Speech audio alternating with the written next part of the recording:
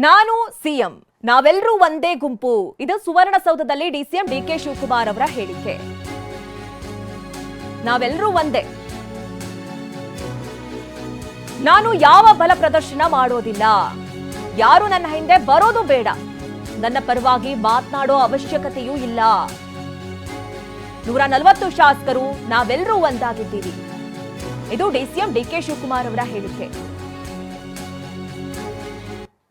ನಾನು ಯಾವ ಬಲನೂ ಪ್ರದರ್ಶನ ಮಾಡೋದಿಲ್ಲ. ನನಗೆ ಯಾರು ನನ್ನ ಹಿಂದೆ ಬರೋದು ಬೇಡ, ಅವಶ್ಯಕತೆ ಇಲ್ಲ. ನನ್ನ ಪರವಾಗಿ ಯಾರು ಮಾತಾಡೋದು ಬೇಡ. 140 ಜನನು ನಾವೆಲ್ಲ ಒಂದು. ನಾನು ಸಿಎಂ ಎಲ್ಲ ನಮ್ದು ಒಂದೇ ಗುಂಪು. ನೀವು ಯಾವ ಗುಂಪಿಗೂ ನೀವು ಯಾವುದಕ್ಕೂ ಅವಕಾಶ ಮಾಡ್ಕೊಡಕ್ ಹೋಗ್ಬೇಡಿ, ಅವಶ್ಯಕತೆ ಇಲ್ಲ. ನಾನು ಯಾವ ಬಲನೂ ಪ್ರದರ್ಶನ ಮಾಡೋದಿಲ್ಲ.